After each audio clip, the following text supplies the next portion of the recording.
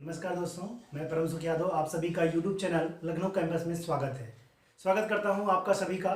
देखिए, आज की जो मेरी क्लास होगी, आज मैं जो पढ़ाऊंगा वह बिल्कुल एक लॉजिकल होगा। हिंदी में पढ़ाने वाला हूं। हिंदी में क्या होता है कि ज़्यादातर बच्चे कहते हैं कि अरे हमको आता है, पढ़ते हैं, उनको वास्तव में आता है। मैं कहता हूँ कि नहीं आता। हिंदी अगर आप बोलते हैं तो हिंदी इसका मतलब आता है, ठीक है, मैं ये नहीं कहता।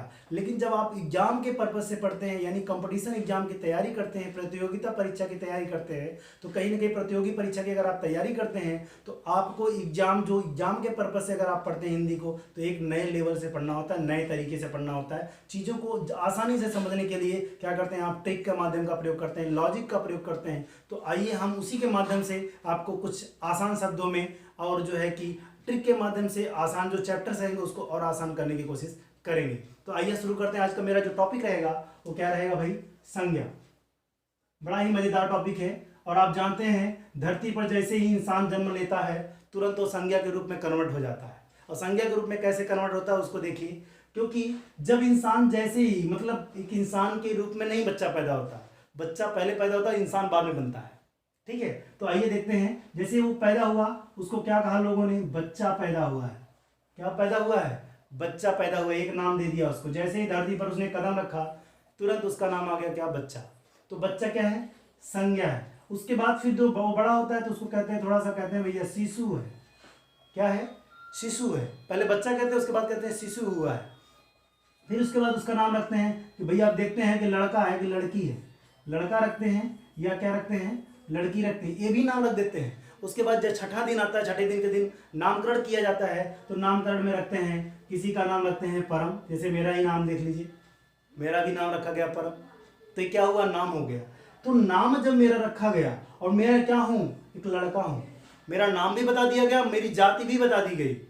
और कभी कभी ऐसा तो आप जानते हैं कि जाति हमारी जो है कि जन्मजात होता है। जब आप पैदा होते हैं तब से जाति हमारी रखी जाती है। जैसे आप अगर यादव कुल में पैदा हुए तो भाई यादव लिखा जाएगा आपके नाम के बाद। आप अगर विश्वकर्मा के घर में पैदा हुए तो आपके नाम के बाद विश्वकर्मा रख दिया जाएगा। आप अगर सिंह के घर में पैदा हुए, यानी छत्री के घर में पैदा हुए, तो आपके नाम के बाद सिंह रखा जाएगा। अस्थाना के घर में पैदा हुए तो आपके नाम के बाद अस्थाना लिख दिया जाएगा। लेकिन घर वाले जब भी आपको बुलाते हैं तो कभी आपके जाति का संबोधन नहीं करते। जब भी आपको बुलाएंगे तो हमेशा नाम से बुलाएंगे। तो यानी आपकी जो नाम होगा वो आपकी व्यक्तिगत पहचान होगी। तो व्यक्तिगत पहचान जो हमारी होती है उसको कहते हैं व्यक्तिवाचक संज्ञा।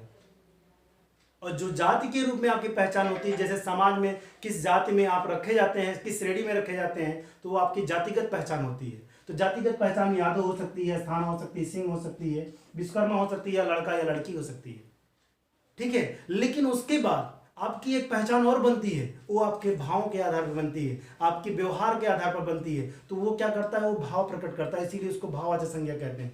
तो इस तरह समाज में आपको संज्ञा को 3 रूपों में रखा जाता है। नंबर 1 आपका नाम, नंबर 2 आपकी जाति, और नंबर 3 आपकी गुणवत्ता, आपकी क्वालिटी, आपकी स्पेशलिटी, आपकी मित्रता है। तो मित्रता क्या है? भाववाचक संज्ञा है। आप में शत्रुता की भावना है तो आप शत्रुता क्या है? भाववाचक संज्ञा है। अगर आपके अंदर मैत्रीपूर्ण व्यवहार है तो वहां पर भाववाचक संज्ञा आएगी। अगर आपका बुढ़ापा आ रहा है तो भाववाचक संज्ञा, जवानी आ रही है तब भी भाववाचक संज्ञा।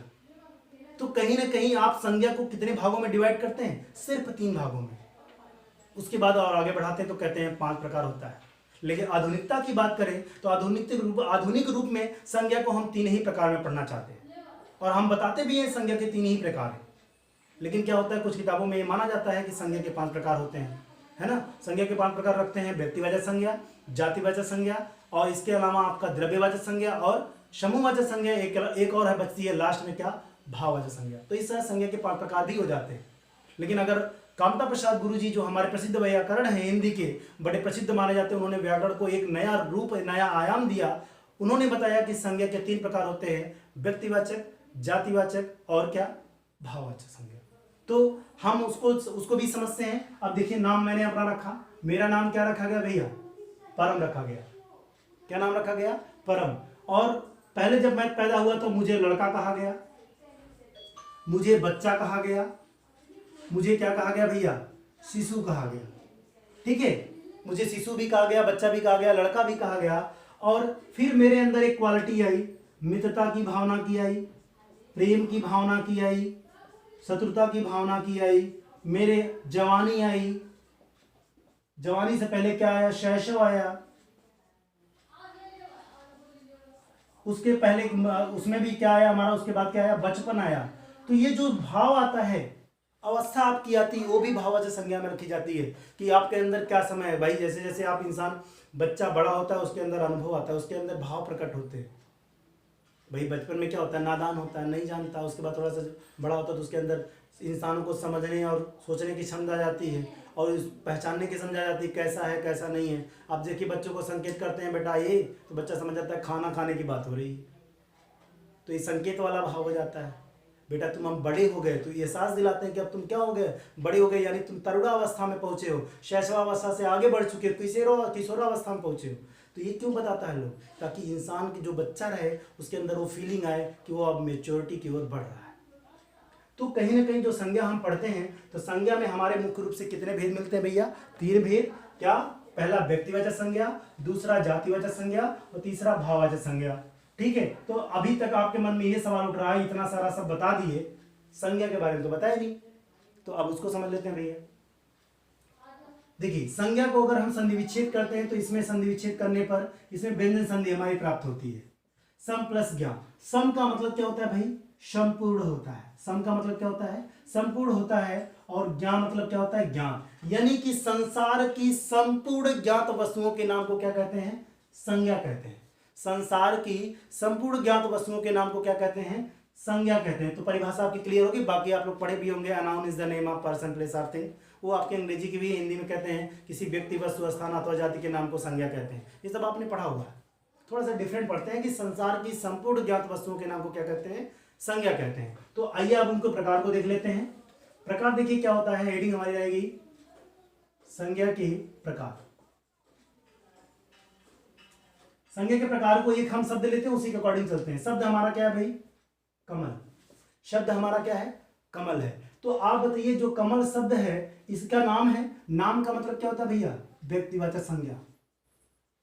क्या होता है, व्यक्तिवाचक संज्ञा। यानी अगर किसी एक व्यक्ति वस्तु स्थान का नाम होगा तो वह कौन सी संज्ञा होगा, व्यक्तिवाचक संज्ञा होगा। आगे देखें, कमल किसकी, कमल की काष्ठ क्या होती है भैया, फूल होता है। यानी उसकी जाति क्या होती है, फूल होता है वो। तो इसका मतलब कौन सी संज्ञा होगा, फूल, जातिवाचक संज्ञा। आगे देखिए, फूल को अगर हम इकट्ठा करें, इकट्ठा उसको एक नाम देते हैं कि गुच्छा है। भाई आप अगर किसी को गिफ्ट देते हैं या आप जो है कि पुष्प भेंट करते हैं, है ना, तो वहां पे क्या होता है, वहां पे फूलों का गुच्छा ही तो होता है ना। तो गुच्छा का मतलब क्या कह सकते हैं आप लोग, ढेर कह सकते हैं, या फूलों को क्या कह सकते हैं, गुच्छा कह सकते हैं। तो ये क्या है भाई, समूह है। क्या है, समूहवाचक संज्ञा है। ठीक है, अब इस ढेर को या गुच्छे को अगर हम क्या कर दें, मसल दें, ऐसे रगड़ दें, तो उसमें से क्या निकलेगा, रस। रस का मतलब क्या, द्रव। और द्रव किस में पढ़ते हैं, द्रव्य में। आप जानते हैं कि फिजिक्स में अगर आप भौतिकी में पढ़ते हैं तो आप कहते हैं द्रव्य के 3 प्रकार होते हैं, ठोस, द्रव और गैस। तो यहां पर हम क्या पढ़ रहे हैं भैया, रस क्या है, द्रव है। इसका मतलब ये क्या हो जाएगा, द्रव्यवाचक संज्ञा। आप कह सकते हैं मटेरियल नाउन, अंग्रेजी में क्या कहते हैं, मटेरियल नाउन। अब इस रस से क्या निकलेगी भाई, सुगंध। क्या निकलेगी, सुगंध। तो सुगंध कौन सी संज्ञा हो जाएगी, भाववाचक संज्ञा। क्योंकि आप, भाव का मतलब क्या होता है, जिसको आप महसूस करते हैं, आपके अंदर वो फीलिंग आए। तो यहां पर सुगंध को क्या करते हैं, आप महसूस करते हैं, नाक से सूंघते हैं ना, तभी तो आपको पता चलता है कि सुगंध है, चाहे वो गंदी हो चाहे अच्छी हो, है। तो इसका मतलब है कि आप इस एक शब्द के माध्यम से आपने संज्ञा के 5 प्रकार भी पढ़ लिए। बहुत अच्छी ट्रिक है, आप आराम से पहचान सकते हैं। मैंने नाम कहा तो आपने कहा सर व्यक्तिवाचक संज्ञा। मैंने उसकी जाति कही तो आपने कहा कि सर जातिवाचक संज्ञा। मैंने उसको इकट्ठा किया तो आपने कहा समूहवाचक संज्ञा। मैंने उसको क्या किया, द्रव में कन्वर्ट किया तो आपने कहा कि सर द्रव्यवाचक संज्ञा। मैंने उसको क्या कर दिया, सुगंधित कर दिया, यानी उस रस में क्या निकला, सुगंध। तो कौन सी संज्ञा, भाववाचक संज्ञा। अगर आपको थोड़ा सा डिफरेंट लगे तो एक चीज और याद रखना भैया, द्रव्यवाचक संज्ञा को कहते हैं कि वह संज्ञा शब्द जिसमें माप तौल का बोध हो। आप अच्छी तरह जानते हैं कि रस को मापा जाता है। क्या सुगंध को माप सकते हैं, बिल्कुल नहीं। समूह को माप सकते हैं, बिल्कुल नहीं। यानी जिसको तौला जा सके, जिसकी कोई मात्रा हो, यूनिट हो, तो वो किसमें आएगा, द्रव्यवाचक संज्ञा में। रस को मापा जाता है, भाई 1 लीटर रस है, 2 लीटर रस है। रस तो आप लोग पीते होंगे ना। तो इसका मतलब है कि संज्ञा के आप 5 प्रकार भी पढ़ते हैं, 3 प्रकार भी पढ़ते हैं, लेकिन मुख्य रूप से जो आता माना जाता है वो 3 प्रकार माना जाता है। वस्तुतः जो हम पढ़ते हैं वो लोग कितने प्रकार से पढ़ते हैं, 5 प्रकार। ठीक है, तो ये आपके इस ट्रिक के माध्यम से आपको संज्ञा भी क्लियर हो गई। ठीक है, क्लियर है ना। आज के लिए बस इतना ही। थैंक यू दोस्तों, मिलते हैं अगली ट्रिक के साथ अगले वीडियो में। धन्यवाद।